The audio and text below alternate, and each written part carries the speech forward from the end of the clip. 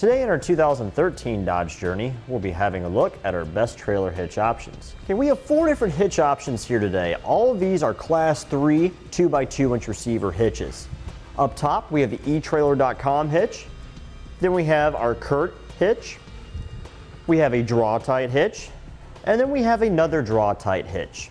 First off, we'll give you a brief summary.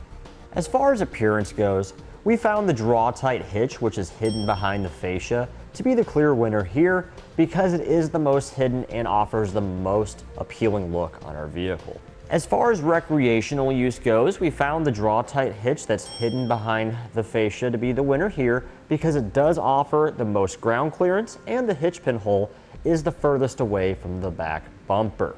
As far as towing goes, we found the Draw-Tite hitch, which is visible underneath the bumper, to be the winner here because it does support the use of weight distribution and it does have the additional mounting bracket already included on it. It's one less thing we have to worry about purchasing.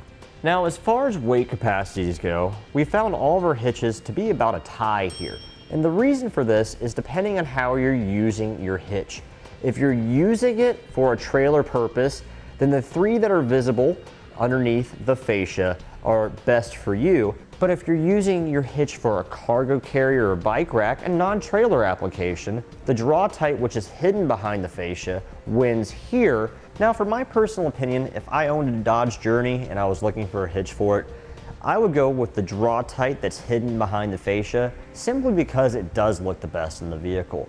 You won't be able to see anything, and also it's going to offer me the most ground clearance. So if I wanted to use it for a bike rack or a cargo carrier, I don't have to worry so much about my accessory dragging on the ground as I go up a steep incline pulling into a driveway.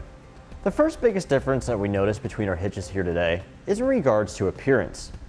Our Draw-Tite hitch here on the bottom, this is going to be the most hidden and least visible hitch on your Journey. The only thing that you're going to see on this hitch is going to be the actual receiver opening itself. The entire frame of the hitch will be hidden behind your rear fascia. Whereas on the opposite end of the spectrum, this Draw-Tite hitch here is the most visible of our hitches. The entire frame of the hitch will be visible underneath your Journey. Now, in the middle of the hitches here, as far as visibility goes, our Curt and our etrailer hitch, they're both identical in how they look. Whereas about this much of the hitch frame and the receiver section will be visible. The only true difference between these hitches right here is the difference of the powder coat finish. The etrailer hitch here has a carbide powder coat finish that's matte black. It's very scratch resistant, very corrosion resistant as well. Gives a really nice look. So with all of our hitches besides the one Draw-Tite, which is hidden behind the fascia, you're going to have plenty of clearance around the receiver by your fascia, which makes these hitches great to use with bike racks and cargo carriers. The next biggest difference that we found is in regards to recreational use with our hitch. Now, while all 3 of these hitches here on the top have plenty of clearance around the fascia opening to help reduce any interference that we might have with using a bike rack or a cargo carrier, the Draw-Tite on the bottom, the one that's hidden behind your rear fascia, this one offers the most amount of ground clearance underneath the receiver, and our hitch pin here on the side is also the one that's going to be furthest back on the vehicle.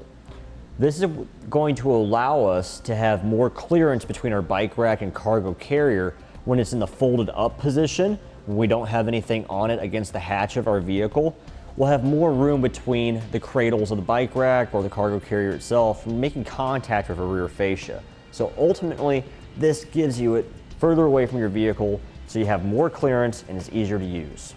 The next biggest difference that we found between our hitches is in regards to towing. If we have a look at our more visible Draw-Tite hitch, we have this bracket which is welded on, and this serves as an attachment point for any of our wiring harnesses. If we're towing a trailer, we need to have a functional lighting system on it.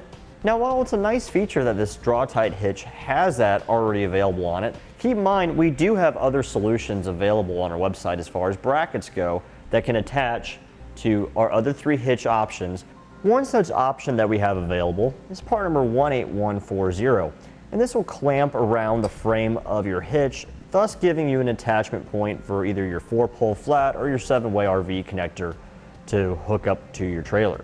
The next biggest difference that we found between our hitches here today is in regards to weight capacity. Our etrailer, the Curt, and the Draw-Tite that's visible, these 3 hitches all feature the same weight capacity with a 400-pound max tongue weight rating, which is the amount forcing down, and a 4,000-pound max gross trailer weight rating, which is the amount it can pull. They all support the use of weight distribution here, and we're using that with our trailer. The numbers don't change, they stay the same, so just keep that in mind. And with our Draw-Tite hitch, which is hidden behind the fascia, this one features a 525-pound max tongue weight rating. Its max gross trailer weight rating is 3,500 pounds. Also, this hitch does not support the use of weight distribution. So if you're planning on using that with your trailer, with this hitch, you can't. Just keep that in mind. Also, where these numbers are really important, the tongue weight rating, a lot of cargo carriers out there are capable of supporting up to 500 pounds. So by having the ability to use up to 525 pounds, you can take full advantage of your cargo carrier. With the other 3 hitch options here today, with their capacity being limited to 400 pounds, you could only use 400 pounds on your cargo carrier. As far as similarities go between our 4 hitches here, they're all class 3 2x2 receivers, which means they're the most versatile hitch on the market for your journey. You'll have the most options of cargo carriers, bike racks, and ball mounts. So whatever accessory you're looking for your journey, you'll be able to find one here at eTrailer that'll fit one of these hitches. Now, all of our hitches feature the industry standard 5/8 of an inch diameter hitch pin hole, and that's what you'll secure your hitch mounted accessories with a pin and clip.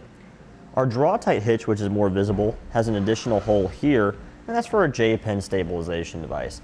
And that's an anti-rattle device that helps take away the annoying shake, play, and rattle out of what's in your receiver. Our other hitches don't have the J-pin hole, but they do still support other forms of anti-rattle devices, which we have available on our website. All of our hitches are going to have safety chain loops in about the same location, and all of them will easily accept a large diameter safety chain hook like this one without any problems. All of our hitches are going to install fairly easily with no major modification to the vehicle at all. The only one that requires a little bit of modification is the Draw-Tite that's hidden behind the fascia. We'll have to do a little bit of trimming on the fascia in order to get this to fit, and we do have to remove the fascia to install this one. And that completes our look at the best trailer hitch options for the Dodge Journey. We hope you find this video helpful and informative in your hitch purchasing decision.